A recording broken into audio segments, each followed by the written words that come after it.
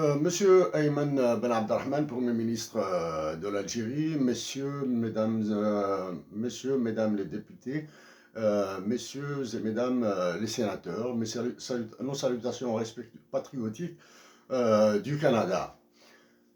L'information omnibus généraliste mentionne que le projet de loi des finances pour 2022 a été adopté par les députés. L'information toujours mentionne que le Premier ministre, M. Ayman Ben Abdelrahman, s'est adressé à la commission économique du Sénat. Sans les informations, elle constitue cet événement, l'événement de la loi des finances de janvier 2022 pour l'Algérie, est le sujet de notre message à vous.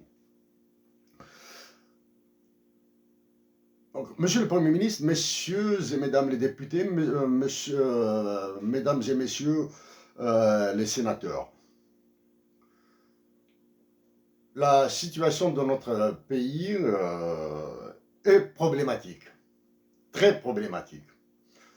Pour notre message, nous le voulons d'espoir et nous le voulons surtout un message pour maintenir cette paix précaire, cette paix instable. Donc, pour aller tout droit au but de notre message, nous vous demandons instamment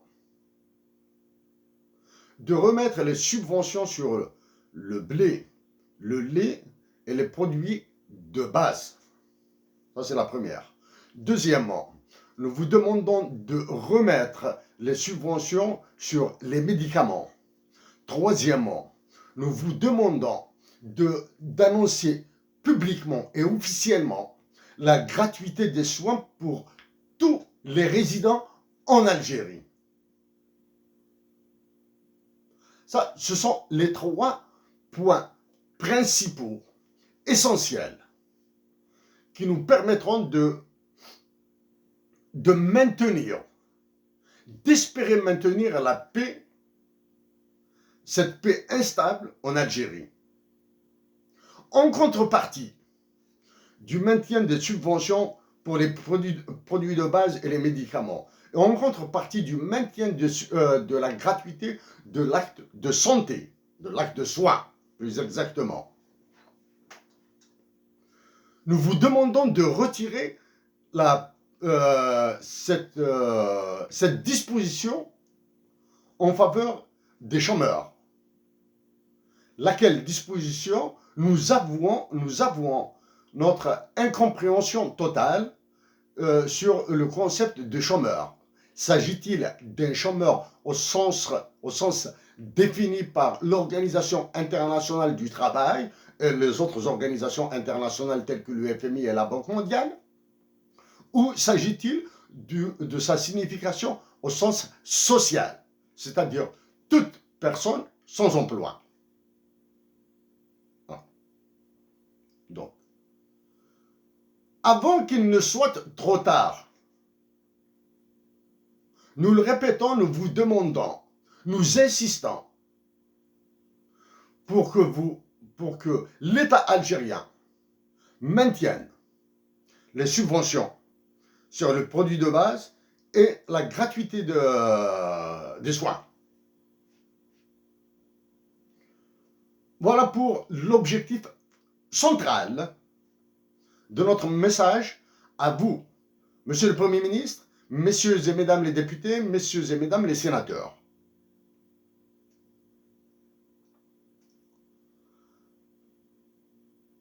Notre objectif annoncé, nous allons maintenant développer un peu plus. Nous espérons aussi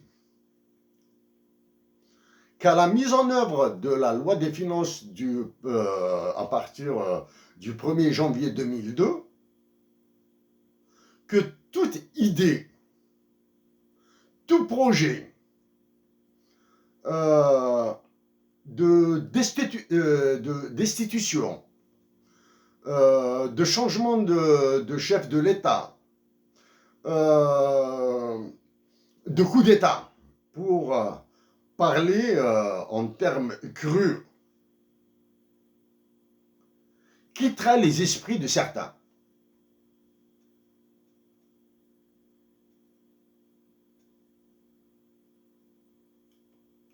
Il est hors de notre propos de nous rabaisser à certaines considérations. Il est hors de notre propos de nous rabaisser à des bassesses.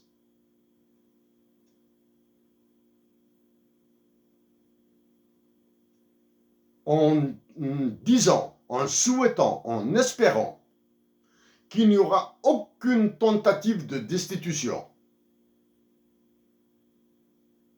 C'est uniquement pour maintenir l'État debout et éviter les expériences qui ont débouché, les expériences du passé qui ont débouché sur des formes de fascisme en Algérie. Actuellement, nos compatriotes algériennes et algériens, malgré toutes les galères, malgré toutes les souffrances, arrivent à maintenir l'État debout. Et c'est à leur grand honneur.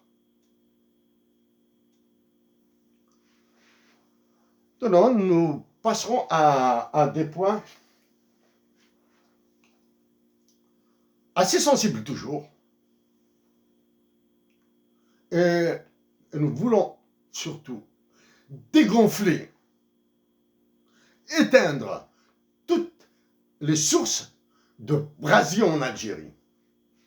Et il y en a plusieurs. La plus préoccupante actuellement est la Kabylie, et particulièrement la région de Tizi Ouzou. Elle est devenue une poudrière. Voilà. Si elle est devenue une poudrière, cela signifie qu'il y a un objectif derrière. Quels sont les objectifs?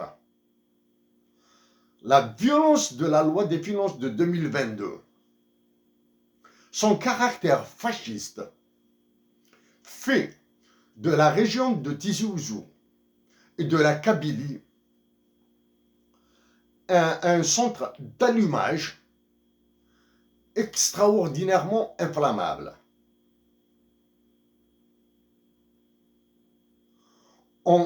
Ceux qui pensent mater, réprimer, violenter les populations qui se soulèveront parce qu'elles ont trop mal par les effets de la loi des finances, le seront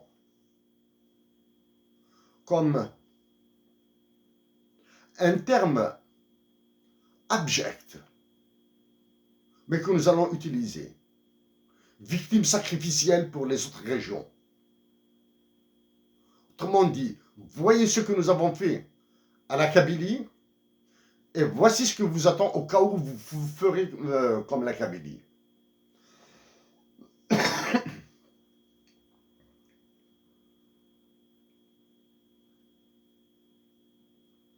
La Kabylie ne souffre pas plus, ne souffre pas moins que toutes les autres régions d'Algérie.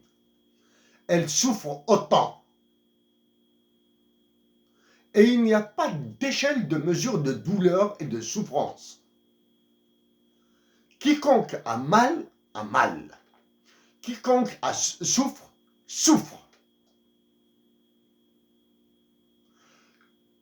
Il nous est impossible de comparer les niveaux de souffrance. Voilà.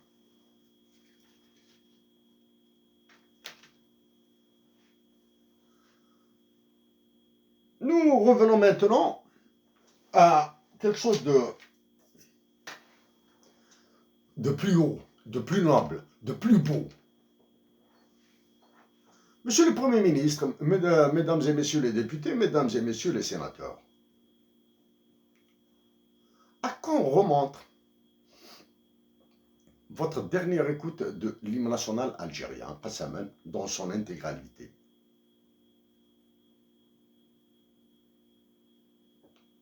À quand remonte votre salut du drapeau national debout. Question simple.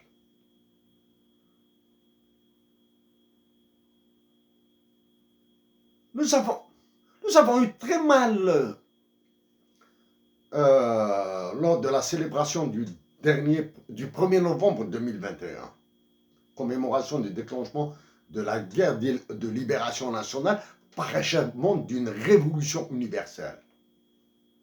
Comme pour les précédentes commémorations, qu'il s'agisse du 1er novembre 54 ou du 5 juillet 1962, officiellement, formellement, d'une manière internationalement reconnue, c'est le 5 juillet 1962, même si c'est le 3 juillet 1962 qu'a été célébrée l'indépendance de l'Algérie.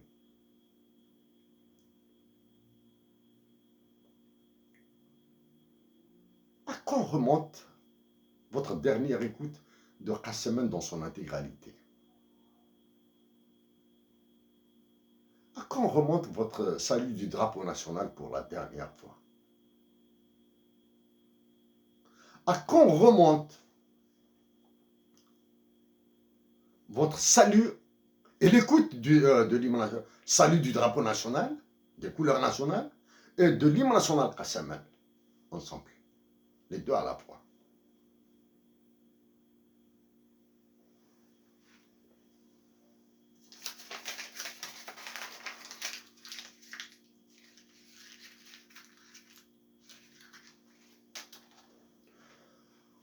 Monsieur le Premier ministre, messieurs et mesdames les députés, messieurs et mesdames les sénateurs,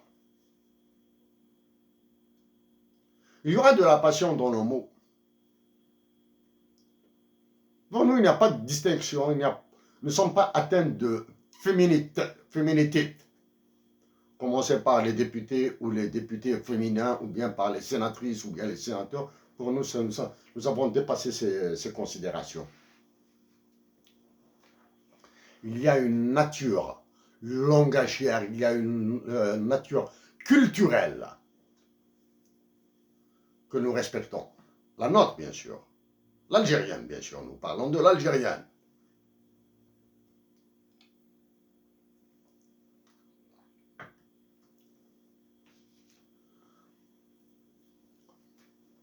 Après le drapeau national, les couleurs nationales et l'hymne national, vous rappelons qui a existé grâce à Ben Ramadan et au poète Mufti Zakaria. Quand nous avons suggéré en 2014 la dotation de l'Algérie d'un hymne national bilingue, c'est pour refonder un autre moment charnière pour l'avenir de l'Algérie. C'est en 2014, ça fait plus de 7 ans maintenant.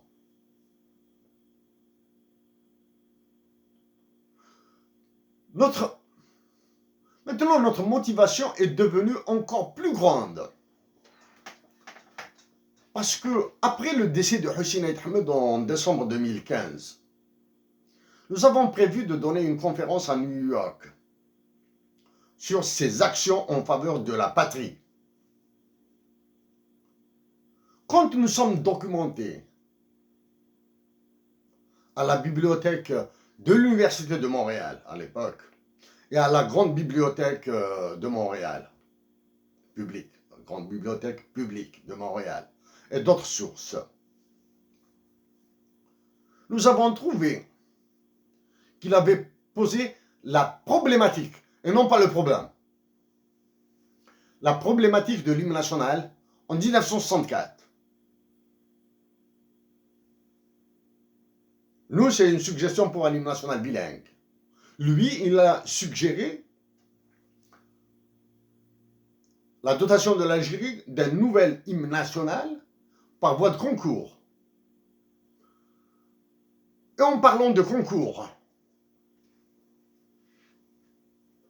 dans nos démarches plus discrètes, Dihya Louise, poète, écrivain, doctorante en économie, paix à son âme,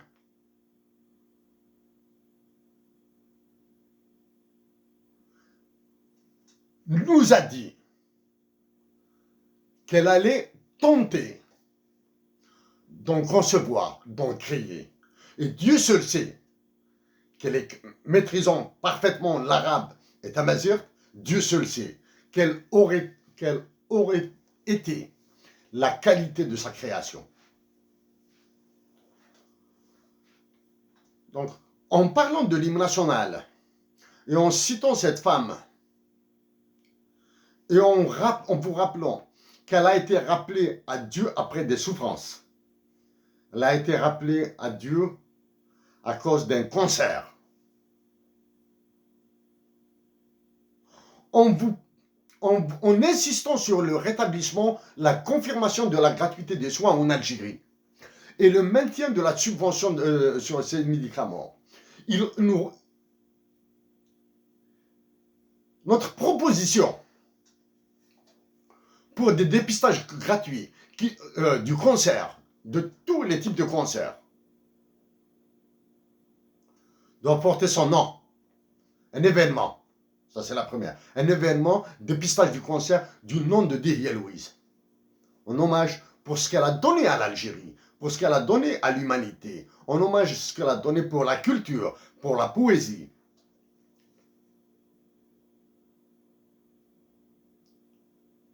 Malheureusement, nos compatriotes algériennes et algériens,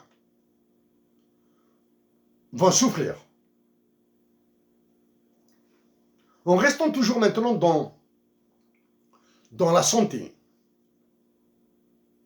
dans un passé très récent, l'Algérie a connu des inondations et des feux.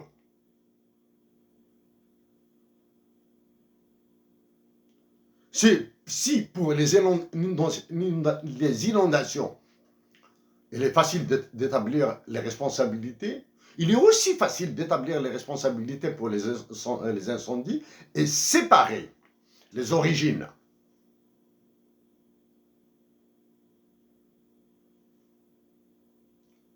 C'est l'hiver qui s'annonce. Des malades, des enfants, des personnes adultes, des vieux et vieilles vont souffrir des affres de l'hiver. Maintenant, la science a atteint des développements intéressants sur les prévisions. Il risque d'être très rude en Algérie.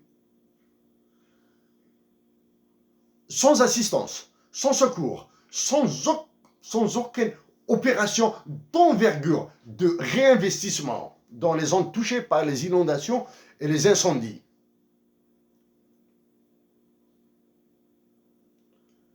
Nos compatriotes d'Algérie, nous parlons pour notre personne, nos compatriotes d'Algérie, hommes, femmes, vieux, jeunes, bébés, enfants de bas âge, vont souffrir. Et la seule action intime que nous pouvons leur offrir et n'est pas visible, sera notre peine, sera notre tristesse, probablement dans larmes.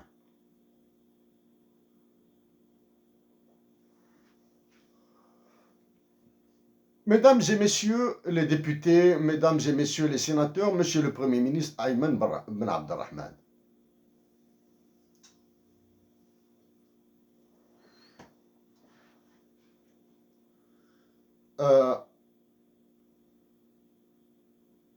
nos patriotismes peuvent se mesurer.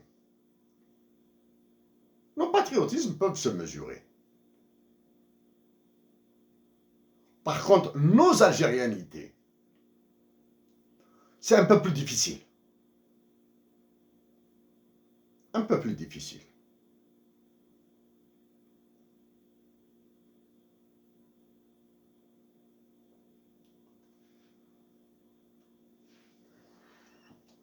Les lois que vous avez, qui seront adoptées dans la loi des finances de 2022, n'ont aucune source algérienne, ne sont d'aucune émanation nationale et patriotique. L'explication est simple. Aucun parti politique n'a annoncé ce tsunami, cet ouradour sur glane de mesures. Elles vous ont été toutes imposées par les puissants économiques, les puissances économiques et militaires de la planète Terre ont des organisations internationales qui sont à leur service. Le FMI, le Fonds monétaire international, la Banque mondiale, les différents clubs privés de règlement de différends, les organisations, les unions internationales telles que l'Union européenne,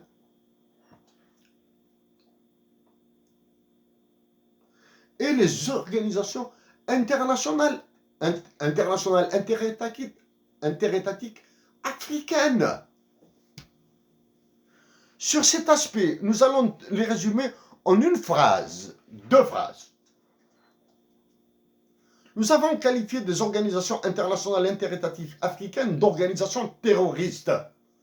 Et nous le maintenons.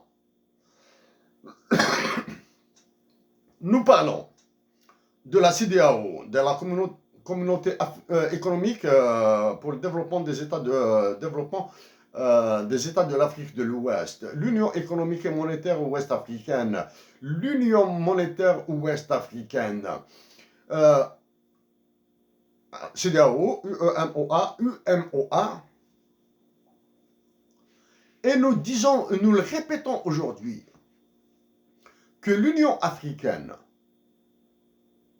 à travers sa commission présidée par le Tchadien Faki Mahamat, en plus d'être impuissante, elle plie. Elle a plié. Si nous le disons, c'est parce que nous nous sommes adressés à plusieurs reprises à ces dirigeants actuels. Et nous allons refaire une autre action en direction de l'Union africaine. Donc, ce qui est décidé pour l'Algérie pour 2022 n'a, nous le répétons, n'a aucune source, aucune légitimité patriotique imposée. Ceux qui s'intéressent à nos différentes interventions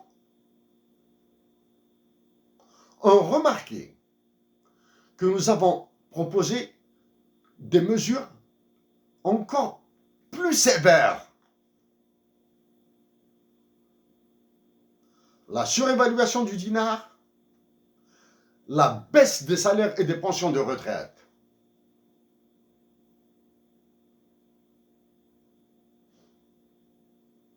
Pour pouvoir créer de l'emploi. Pour pouvoir contenir l'inflation. Et en créant de l'emploi et en contenant l'inflation, c'est des mesures pour la paix en Algérie. C'est depuis 2015 que nous parlons des violences dues à des politiques dites d'austérité. Le terme politique d'austérité, nous le détestons. Nous préférons utiliser les termes normatifs. Plan de stabilisation de la balance des paiements par le FMI et le plan d'ajustement structurel plus connu sous le nom de consensus de Washington de la Banque mondiale.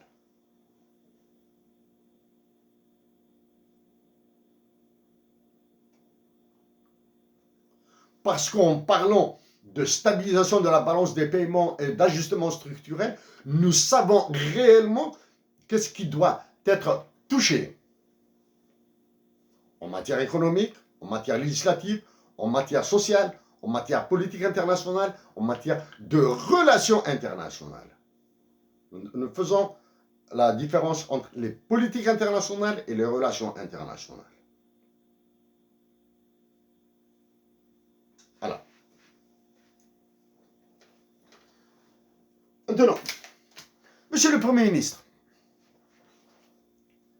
vous avez été gouverneur de la Banque d'Algérie.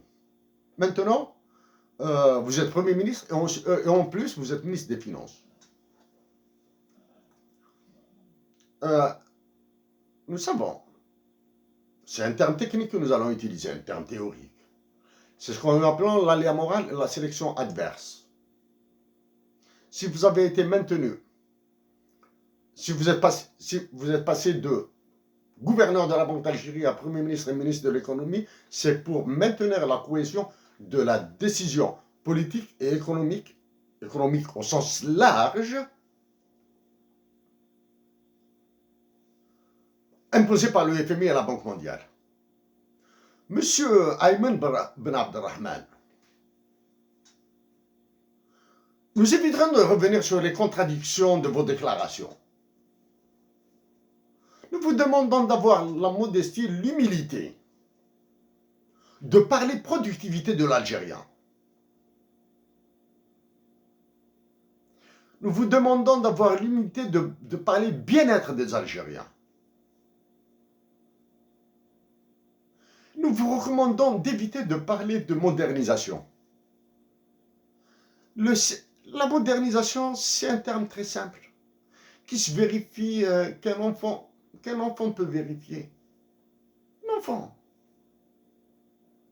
Nous allons demander des avis à des enfants. Que pensez-vous du site internet de la Banque d'Algérie?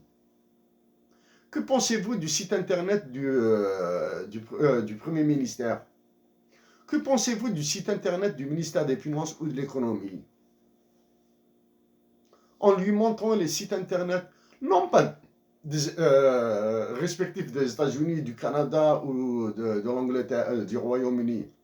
Nous montrons les sites internet du Royaume du Maroc, de la République tunisienne, c'est tout.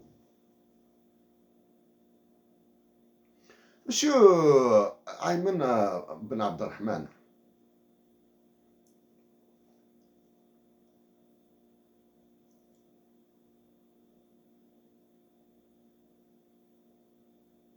nous aimons parler avec, non pas faire des affirmations,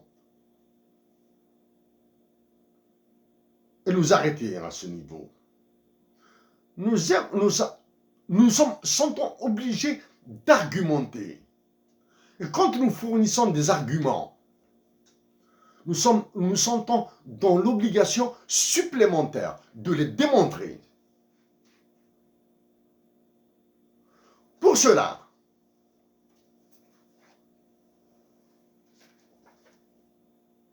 nous, en pensant à toutes ces personnes qui ont tant donné pour l'Algérie, avant nous, avons produit 4 livres. C'est un livre terminé en 2016, publié en 2017. Donc, ce ne sont pas des inventions. Algérie, le livre de Lajar pour la patrie. Dans ce livre, nous allons économiser votre temps.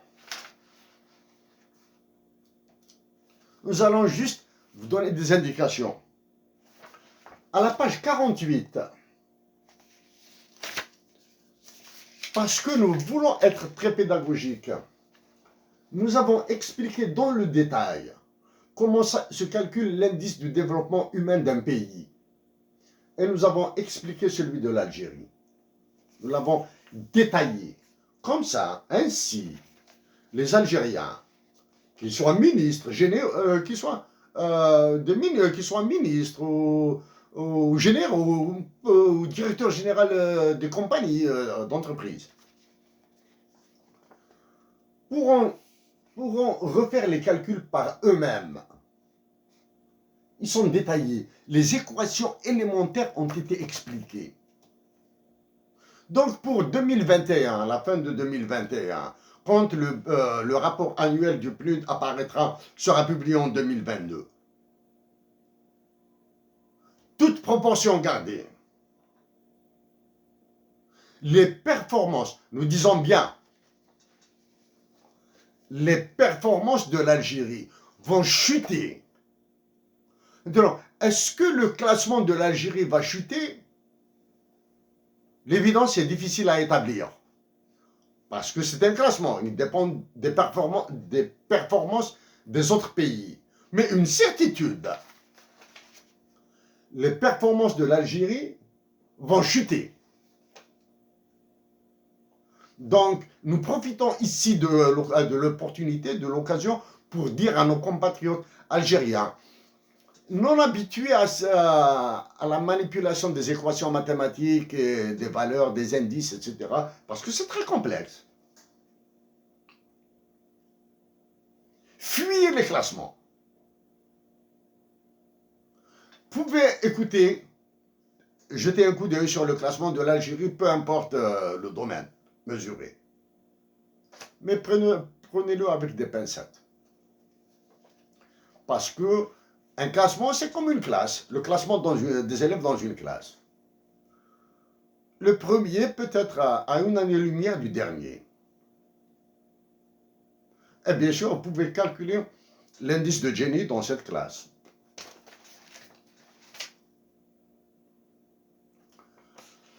C'est en 2017, donc a été publié ce livre. Monsieur Ayman Abdelrahman, vous avez été donc gouverneur de la Banque d'Algérie, actuellement Premier ministre et ministre des Finances. À la page 57, nous vous demandons de jeter un coup d'œil. Nous sommes en 2020. À partir de 2017, nous avons projeté, avec l'aide d'autres sources internationales, la valeur de l'euro. Ici, en 2020, pour nous, 1 euro vaut 200 dinars. Nous ignorons à quel taux il est actuellement. Bien sûr, en Algérie, nous devons faire la différence entre le taux officiel, celui de la Banque d'Algérie que vous avez dirigé, et le taux au marché parallèle. Le taux dans le marché parallèle. Et le taux vers lequel vous voulez conduire l'enfer des Algériens. Pour la surévaluation de l'euro par rapport au dinar depuis 1999 jusqu'à l'an 2020. D'après nos calculs qui sont ici, elle s'élève à 104,08%. C'est la surévaluation de l'euro. Et pour la dévaluation du dinar par rapport à l'euro, en 2020, elle s'élève à moins 51%. Donc, le FMI, la Banque mondiale et l'Union européenne et toutes les autres organisations vous poussent à une dévaluation de l'ordre de moins 60, d'évaluation de l'ordre de 75% à 80%. Donc, vous ne pouvez pas. Il est impossible au commun des lecteurs de nous reprocher quoi que ce soit. C'est un livre de 2017. Ici encore. Ça, ce sont des simulations sur le taux de chômage. Nous avons cherché les données sur le chômage en Algérie. Impossible d'en trouver une information, ne serait-ce que floue. Parce que pour nous, même quand l'information floue est très pertinente à analyser. C'est l'information floue qui est très pertinente à analyser. Quand une information est discrète, c'est-à-dire quand on connaît sa valeur, plus ou moins proche de la vérité.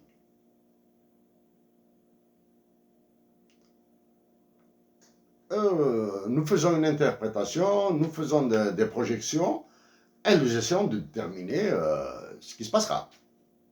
Mais sur le chômage, nous n'avons trouvé aucune information. Il y a une manipulation algérienne. Les autorités algériennes ne parlent jamais du taux de chômage. Les autorités internationales, les organisations internationales, l'évitent. Pour nos compatriotes d'Algérie, il y a ce qui est appelé en économie un taux de chômage naturel. C'est-à-dire, quel que soit le niveau de performance de l'économie, c'est-à-dire, même si l'économie tourne à plein pot, il y a toujours un chômage naturel. Dans les pays avancés, on le situe à 4%, entre 3 et 5%. Quand on dit qu'il est au-dessous de 5%, on dit qu'il y a risque de surchauffe économique. Si au Canada, il n'y a pas eu de surchauffe économique, mais les subventions, dis-moi, ce ne sont pas des subventions, les aides sociales accordées par l'État fédéral au Canada a déclenché une inflation terrible. Il ne s'agit pas de comparaison entre le Canada et l'Algérie. Il s'agit d'avoir une idée sur les impacts des politiques publiques. En Algérie, aucune aide n'a été fournie aux Algériens durant la pandémie, durant les incendies, durant les inondations. Et malgré ça, nous demandons l'annulation de cette histoire de prime de chômage, de pension de chômage. Mais pour maintenir la dignité de l'Algérien, il faudra lui assurer la gratuité des soins et le maintien des subventions sur les produits de base. Et bien sûr, il y a les mécanismes de solidarité familiale, villageoise ou citadine, et solidarité nationale, et solidarité internationale. Monsieur le Premier ministre, Mesdames et Messieurs les députés, il est temps de dire à nos compatriotes algériens, il est temps pour vous d'assumer le caractère de sous-développement de notre pays et dire que le sous-développement d'un pays est une guerre interne permanente. C'est une guerre, le sous-développement est une guerre intrinsèque, permanente à l'intérieur de la même nation. C'est pour cette raison que les Algériens, que nous appelons les Algériens, à maintenir l'État debout et à rester dignes pour donner la leçon à toutes les nations voisines. En parlant de nations voisines, nous avons prévu des actions auprès des dirigeants des États voisins pour leur dire que les Algériens sont capables de conduire une révolution qui va chambouler, qui va révolutionner le comportement du FMI et de la Banque mondiale, qui va donner la leçon à la Russie, à la Chine, aux États-Unis d'Amérique, au Royaume-Uni et surtout à la France.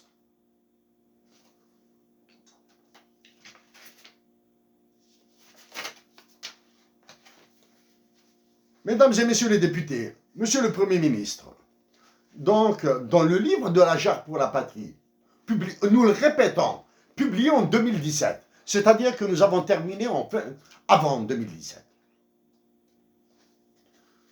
Nous avons approché les subventions, la suppression des subventions pour les carburants. Soit, nous avons des calculs ici. Sur 5 ans, avec un taux de change de 107 dinars, le dollar, il y aura 5,3 milliards de dollars qui seront transférés des ressources financières algériennes à l'étranger.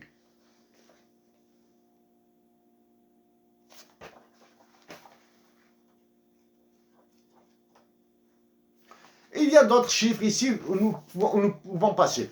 Puisqu'ils sont disponibles dans ce livre, ben, même si nous sommes très portés sur l'analyse mathématique des chiffres, nous faisons la différence, nous précisons. L'analyse mathématique des chiffres, parce que l'analyse mathématique démontre les contradictions qu'il y a dans les chiffres. Et nous en avons signalé des contradictions pour le consensus de Copenhague à Washington. Et nous allons signaler d'autres très bientôt à d'autres organisations internationales. Mais nous aimons mettre l'analyse mathématique des chiffres et l'analyse économique des chiffres dans de la littérature. C'est un autre livre qui est publié en 2016. Nouvelles d'une humanité déchirée avant qu'elle ne change et quelques effets jarres. Bien sûr, ces nouvelles sont des nouvelles qui sont liées à notre atavisme.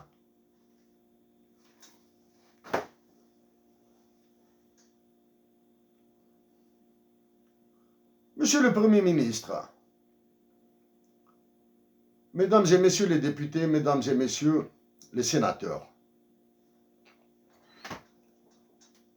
oui, nous avons publié récemment 2 autres ouvrages. Celui-là, il est en anglais. C'est un petit ouvrage de rien du tout que vous pouvez lire. Il est en anglais, bien sûr. Bien sûr, il est d'inspiration. C'est de la littérature, hein. C'est de la littérature. Mais c'est de la littérature rêche. Elle contient de la mathématique. Mais elle contient aussi de l'amour. Beaucoup d'amour.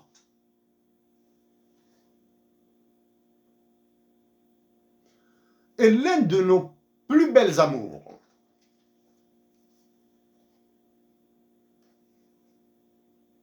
est dans la voix, la poésie et la musique du démiurge, du thaumaturge, Lounas Matop.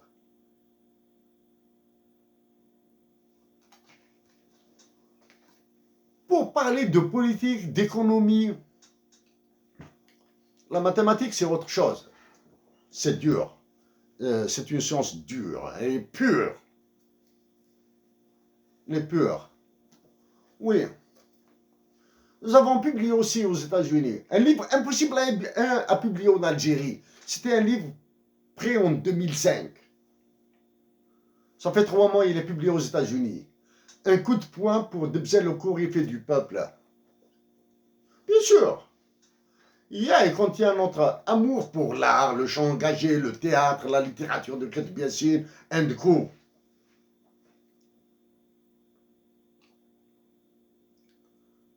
Mais il contient aussi des événements politiques vécus par l'Algérie, par les Algériens. L'Algérie ne vit pas d'événements politiques, c'est une nation qui vit les événements politiques. Il y a des événements dramatiques qui ont été narrés. Le contexte politique, bien sûr. Et comment est-ce que le contexte politique, l'événement politique a débouché sur de l'art engagé, sur du théâtre engagé, sur de la chanson engagée, sur de l'action militante désintéressée. Bien sûr, il y a du Mohamed Haroun dedans. Il y a les circonstances de l'assassinat de Kamal Hamzal qui ont été redécrites. Il y a des textes de Lounas Matop. Il y a aussi des textes de Kate Biassine. Oui, nous sommes portés sur la science dure, sur les mathématiques. La mathématique, pour nous, c'est... Mais ceci n'altère en rien, ne diminuons en rien notre intérêt pour la religion musulmane. Et vous dire que toutes les manœuvres que vous racontez sur la finance islamique et l'introduction de la finance islamique n'est qu'un paravent, du moins, ce que vous racontez n'est qu'un paravent pour de la spéculation financière, sur les terres algériennes, sur la culture saharienne. que vous allez donner aux pays du Golfe. Oui, nous savons que l'Algérie ira sur l'endettement international. Oui, nous savons que l'Algérie sera étranglée. Maintenant que l'Algérie, que les Algériens prennent connaissance, révélez à toutes les informations, toutes les démarches que vous faites pour tous les Algériens, et les Algériens prendront avec dignité la résistance à cet étranglement. Ce n'est pas à nous que vous allez nous raconter les histoires de finance islamique. Elle est aussi pourrie que la finance classique, dite capitaliste. Il suffit de jeter un coup d'œil sur les travaux de certains professeurs sur les pertes de certaines banques réputées islamiques des pays du Golfe à Londres. Monsieur le Premier ministre, Mesdames et Messieurs les députés, Mesdames et Messieurs les sénateurs, nous préférons nous arrêter là. Parce que nous avons d'autres actions à l'international que nous allons mener. Si l'Algérie a cédé devant le roi de France et de ses colonies africaines, le président Emmanuel Macron, elle va céder face à d'autres. Nous allons continuer à travailler, non pas à coopérer. Nous allons continuer à travailler. Cet affrontement que nous avons déclenché en 2016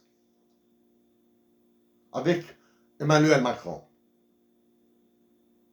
Oui, nous savons qu'il fait tout pour casser nos actions au niveau de certains pays africains, au niveau des pays dans lesquels il commet un fiducide avec le franc CFA. Nous l'avons dit que c'est un pot de terre contre un pot de fer. Mais le pot de terre va continuer à travailler, à batailler contre le pot de fer. Parce que notre terre d'Algérie, qu'elle soit de notre village natal, Boujlil, de Ouagnoun, de Maatkas, de Khnenda, dans le Titri, ou de Tifhirin, ou bien de Tazoult, du côté des Aurès, Batna, qu'elle soit du côté du Hogar, parce que nous continuons à travailler pour maintenir la fraternité avec nos frères du Hogar. Ce sont nos frères, nous ne devons pas les perdre. Ce sont eux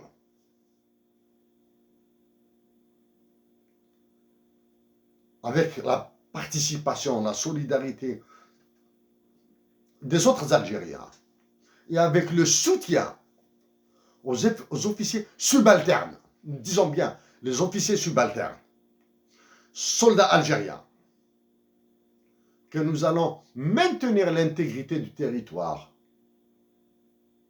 et nous allons encore redonner cette dimension universelle à son intégrité. Monsieur le Premier ministre, Mesdames et Messieurs les députés, nos salutations patriotiques.